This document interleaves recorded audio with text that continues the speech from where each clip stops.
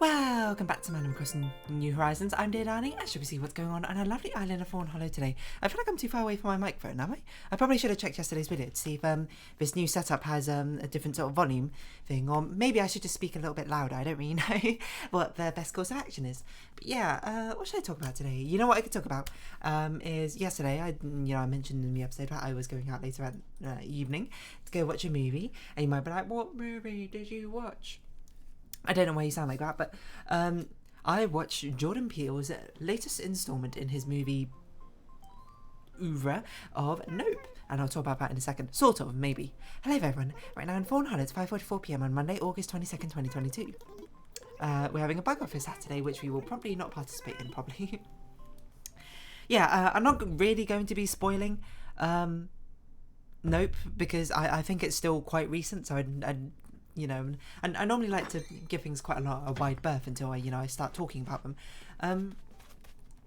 But yeah, I will talk about surface level and maybe mild spoilers. So I suppose if you want to literally know nothing about the movie, then I suppose this is not the episode to be tuning into, which is, fair enough. There's about like 800 more if you want to try. Yeah, what was I going to say? What was I going to say?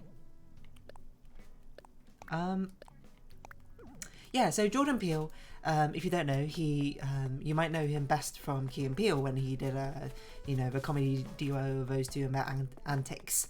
I'm not sure what the most famous sort of skits are. Like I know them from they had like a dubstep one. They had like I'm not going to say that one because it doesn't use kid-friendly language, and some other things here and there. But yeah, in much more recent years, at least in the past. I don't know when Get Out even came. Get Out must be quite old. Must be like 8 years ago or something now I think about it. He's been making some sort of like horror, like thriller-esque sort of movies. He started with Get Out, which I didn't watch on release or anything like that. I watched sometime later, like a sleepover or something, and I actually really enjoyed it. I think it's genuinely really, really good. Get Out, I think it's gripping, I think it's thrilling, I think it's very entertaining at the same time with a little bit light-heartedness, but mostly it very much keeps you at the sort of edge of your seat. And it doesn't do it through cheap jump scares, which a lot of horror movies sort of tend to fall into. Which is, what my sort of push and pull with horror movies in general. I like horror aesthetics and I like the atmosphere and the tension it creates, but I'm just so not interested in jump scares, I suppose.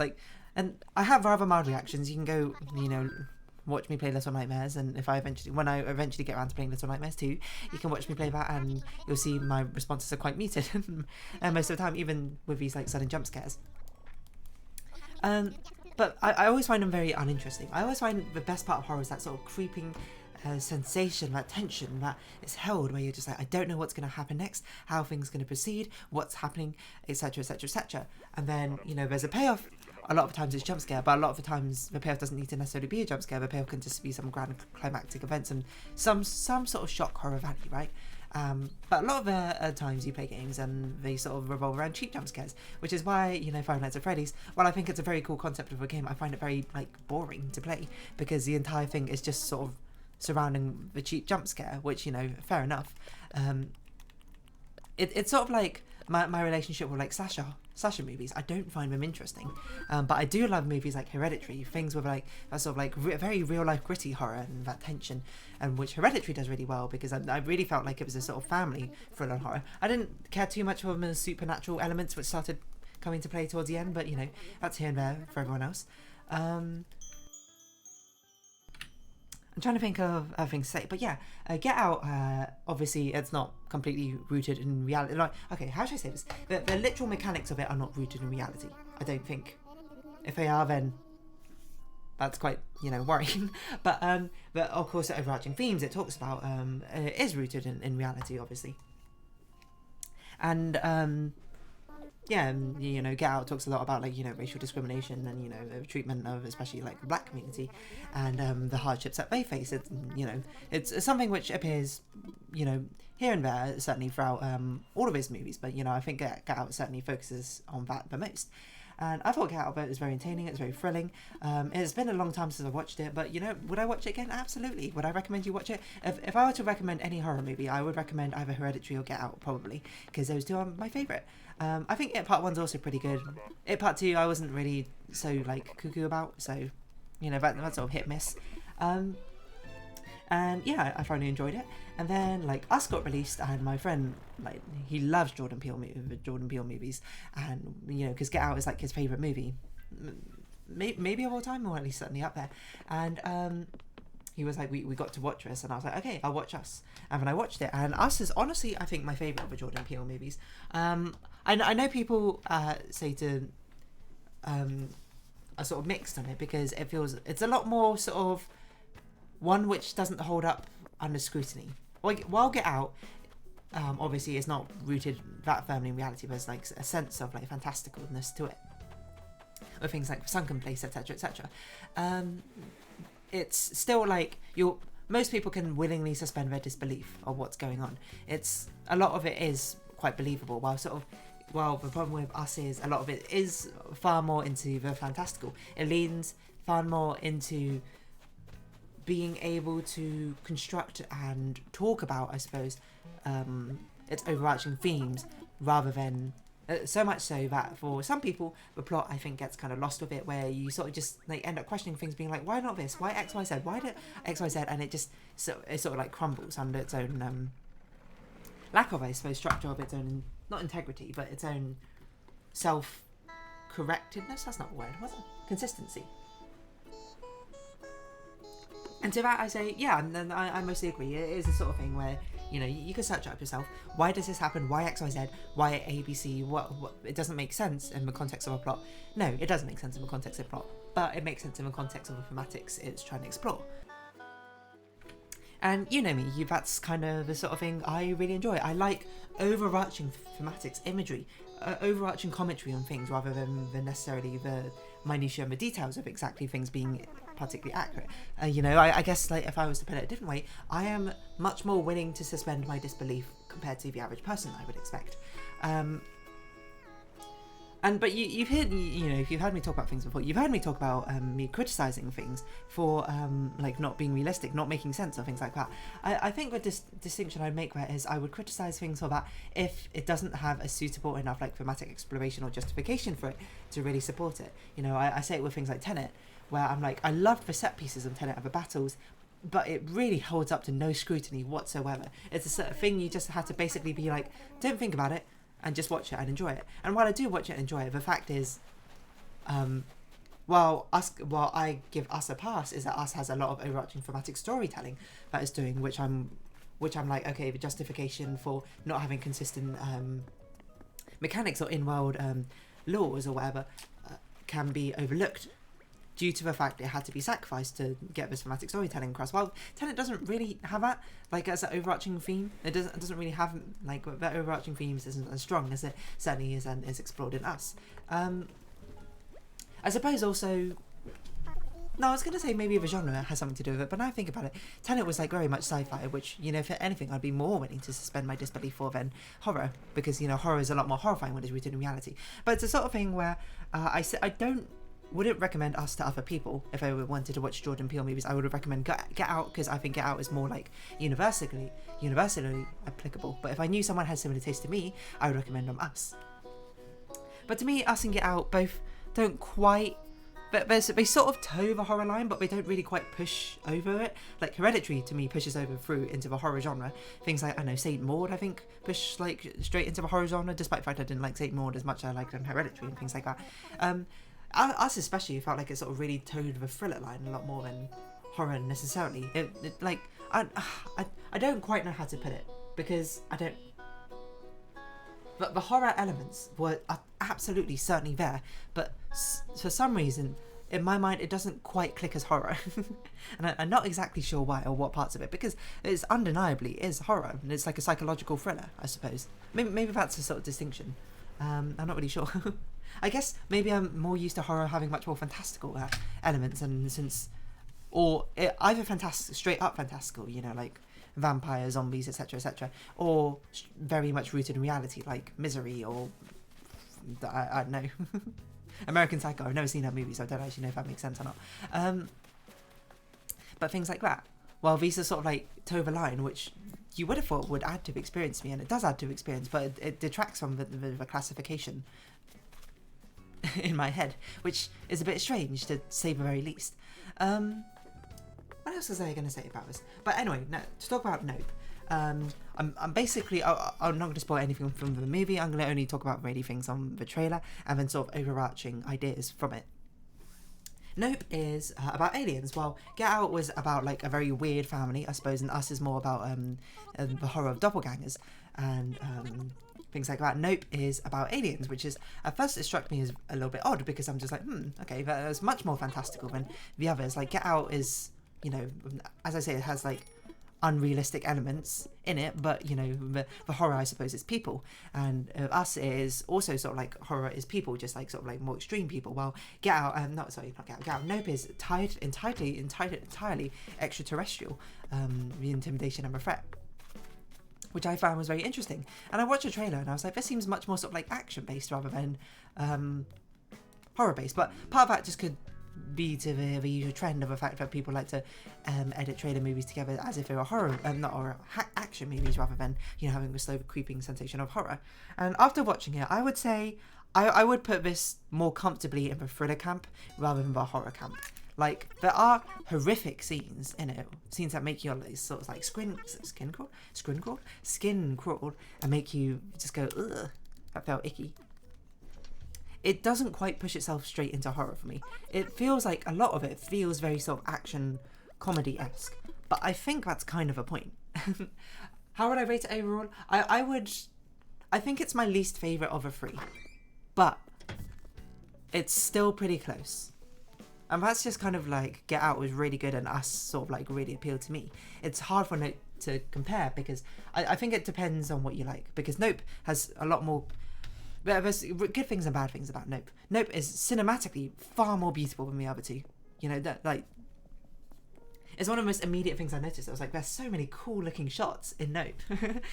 Everything feels so cinematically beautiful, I suppose, compared to Us, which and Get Out, which feel like a lot more grounded in that sort of sense. And that really ties into the whole point of Nope being about overarching theme, spoilers, is about the whole spectacle of things. Now, when I first initially watched Nope and I came out of it, I was very sort of unsure on what to think about it, being like, it was entertaining, but, you know, entertainment, blind entertainment by itself is not enough for me to spur me to like a movie one way or another.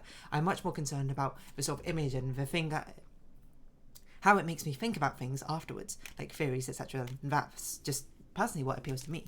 And initially, I'm going to be honest, I'm going to admit it, I think Nope went over my head, you know, kind of. Like, I didn't quite, the minutiae went over my head. I was like, overarching themes, okay, it's clearly got a commentary about, like, exploitation of animals. It's clearly got a commentary about, you know, attention and, you know, like the entertainment industry and the desire to always be in the spotlight and to be chasing spotlights and things like that.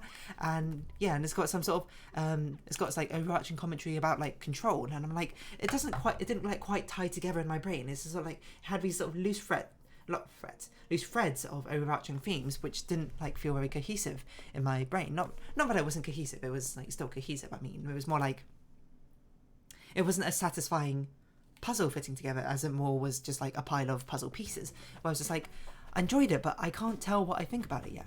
And, you know, I went to sleep reflecting on it, you know, and spent some time reflecting on it, or more in my spare time reflecting on it, and thinking about it more, and reading what other people think. And it's actually like elevated a lot more. Like, if I were to put the other two movies around like 8.5s to 9s or something, Nope initially was like a 7. I was like, it's good. But now I think it's pushed up there to, you know, 8.5-ish area as well. Mainly because I feel like the ideas tie together much more cohesively than I thought. Like the idea, like, you know, spoilers, the entire movie is basically centered around the idea of a spectacle, you know, as human species, like the desire for a big thing to happen, the desire to always wanting to see like something, the sort of thing where you can't look away from it, even if it's horrifying, even if it's like grotesque, even if it goes against your moral principles, in that sort of sense. Yeah, that sort of idea. But you as a human being have like that sort of innate curiosity, and you as a social creature have that innate like desire to be not even part of a crowd, but to be a part of something, right? In that sense. And then the sub themes of like the treatment of animals, especially in entertainment, and you know, the desire of control, all sort of tied together quite more nicely to it. Now it's got that sort of overarching spectacle idea, sort of being like the thread between the beads in some sort of like necklace you're making. It really sort of tied everything together, I think. I will say I feel like Nope is far more like comedic than the other two movies, from what I recall. And part of that might just be Keke Palmer's character, you know. She's very sort of like outspoken. She's very charismatic, I think, in this role. She's very sort of like sure of herself, is probably how I describe her character. What was her character name? M. That's it. M. And she was incredibly entertaining. If you want to know what my favourite part of the movie is, it's the "let's go" and then they like continuously high five each other. If you've seen the movie, you know exactly what I'm talking about. I found that hilarious. I felt like Nope had a lot more sort of like comedy interspersed between its like horror elements, its thriller-esque elements than you might expect. I suppose now is when I don't know, maybe do I want to spoil the movie? It's really hard to talk about the movie without just sort of spoiling it. So now is your forewarning. From here on out, there will be like no holds barred spoilers for possibly Get Out, Nope, and Us. So, you know, if I want to make those comparisons. So just be warned if you haven't seen those movies, or if you mind with spoilers. Like, Us, I'm trying to think of moments where I really felt like the horror was in high gear in those movies. Get Out certainly had a lot, you know, with the sunken place.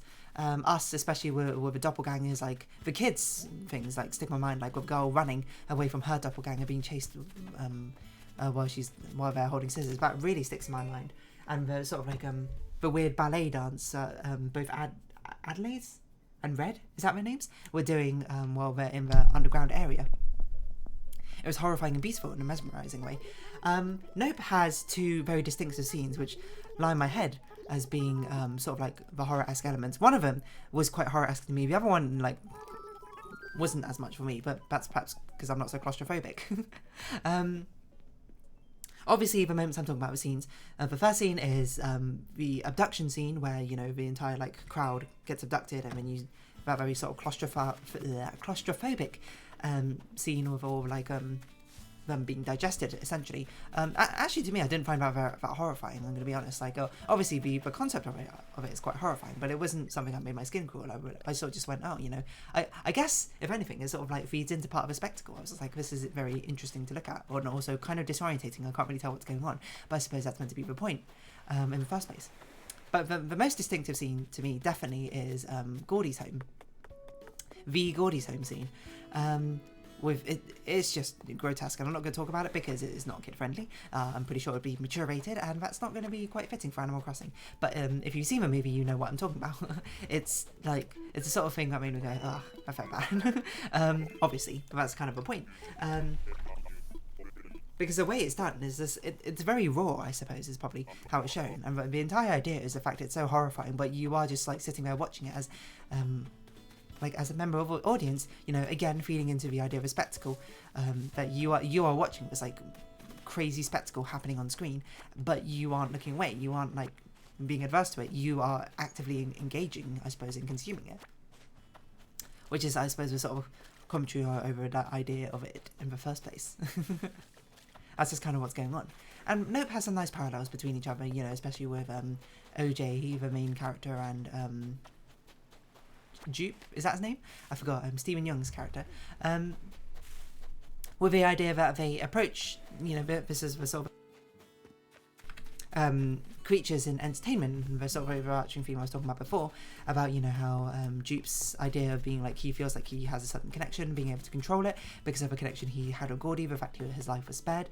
He took like the wrong sort of lessons from it, while OJ knows you can't really fight it, you can't like seek to control, especially this creature as a predator. He has a deep respect for the animals and is looking to compromise with them, and how their different attitudes get them treated, as Jupe, you know, when that predator animal has had enough, and, you know, really sees him nothing more as his own entertainment from the alien's perspective, I suppose, the alien's own entertainment, and then, you know, or sustenance, I suppose. So even a necessity, not even like a recreational thing, while OJ, you know, survives in the end.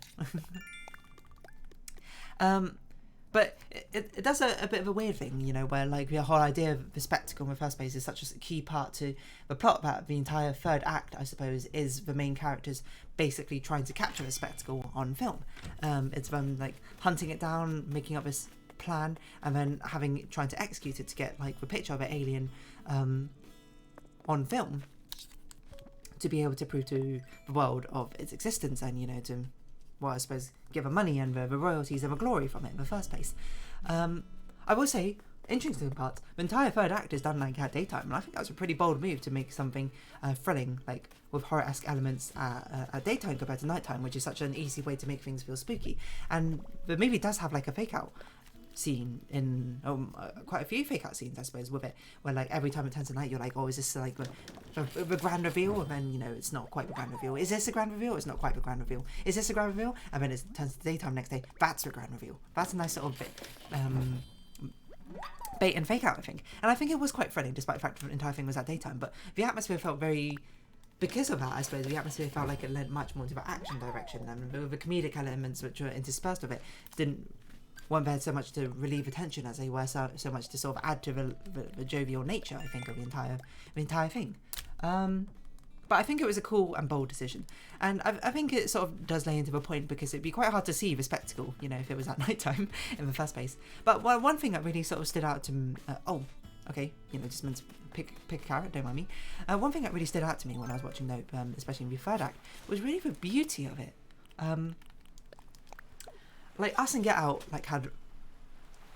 Well, actually, I'm not sure if Get Out really had much of a way in a beautiful scene that I can remember off the top of my head. But Us, of course, had the ballet scene of the two young Adelaides dancing and one mirroring each other. I thought that was probably its most iconic scene, and then how it got mirrored again, I suppose, when, you know... I forget, is it Adelaide or Red? I forget which one's which. Goes down into the underlayer to have a final confrontation.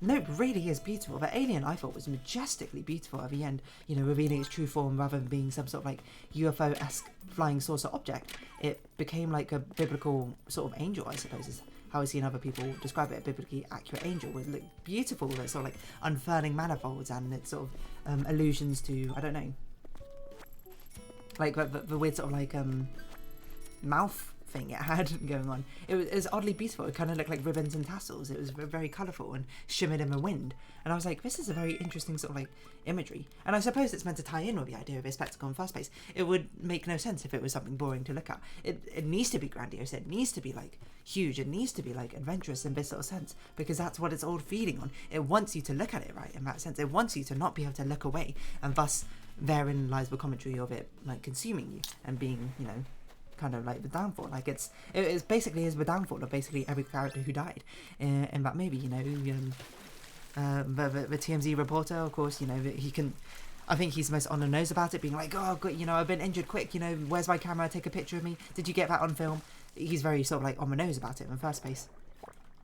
Of course, with the main characters, with Em especially, like her constant sort of chasing for like the high life and trying to hit the highs of like Hollywood, etc., you know, with her constant plugging of it, her, you know, basically grasping at every opportunity she can, including this one, despite the fact it's quite dangerous. And I'm not sure if it applies so much to OJ, because you know, was he chasing the high life so much as maybe chasing the spectacle, trying to live up to his own father's legacy? Maybe you could argue that much. I don't really know. But of course, I forgot his name. The other Holt, is that his name? That doesn't sound right. The more experienced like documentarist or whatever, you know, his entire thing is very obviously like trying to reach a top, trying to like reach that peak of a mountain and look down. But you know, of course, the sort of like insatiable greed he has is never satisfied. He always wants to keep climbing, you know, which essentially results in his death after even getting what they call the Oprah shot, like the big shot. Of the alien creature, his desire to want more, and you know, get an even better shot, like get the impossible shot, eventually results in, you know, his death. And did he get the impossible shot? I suppose he did, but you know, at what cost? And no one's even going to ever see it. It's just literally, I suppose, for his own satisfaction. Yeah. So I think it feeding into the idea of a spectacle is interesting. Certainly, and it's an interesting way, I certainly think, to go about it in the first place, especially because like with the idea of like attention and like spectacle, especially in modern day world, I think it's very easy to sort of like go sort of social media route from it, right? You know, think about like Nosedive from like Black Mirror, that sort of episode. It's interesting that he took such a fantastical element, I think, to it in the first place. Would I say it's better or worse for it? I don't know. I honestly don't know. All I can say for certain is that I think it was a very that's not how you speak. I think it was a very entertaining watch, and would I recommend you go see it? Yeah, Yeah, absolutely. I think Jordan Peele does really well, like, directing his movies. I've enjoyed basically every single one of his movies. He has not missed yet. Will he miss eventually? Probably. You know, it's sort of just like inevitable. You know, not everything you do is a banger, especially if you're willing to experiment and change things up. Here and again. What do I think he's going to cover next? I don't know, because he always covers like some sort of supernatural-esque element thing, but then, you know, tie it together with like real world commentary. So I'm not really sure what he's going to, you know, tie it next. Maybe like some sort of paranormal ghost sort of thing. It's always he always does sort of like subversions on the genre, you know, like well, I'm not really sure what Get Out was necessarily a subversion of like the horror house, like the Killer Family maybe. Of course, Us is like a subversion of a doppelganger trope in horror and Hollywood fiction, where, you know, it's super scary, but now it's like the entire family like banding together, and then how it, you know, are the doppelgangers really the bad guys in the end if it was so like forced to this existence, I suppose, in the first place, and the sort of infighting which comes from that. And of course, Nope is very much his take on the like alien horror sort of genre. You know, like extraterrestrials coming to invade Earth, and, you know, it's like Earth versus, you know, something completely unnatural. I think it was entertaining, so, you know, I don't know. My guess is going to be ghosts in the future, or like something about possessions, you know. That certainly seems like the idea I think that he'd come up with. What's he going to spin it around? I don't really know. You know, like the idea of like being forgotten or being glossed over, something to do with that. If he does that, you know, you heard it here first. Jordan Peele, I want royalties. Of course, I'm kidding. But anyway, yeah, Nope, good movie. So I'm going to round off this episode here. What's that? Was that my phone? Is that my notification from my phone? It was not.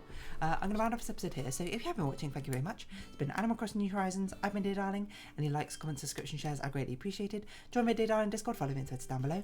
Hope we can see each other again. But for now, it's our farewell. So until next time, bye-bye for now.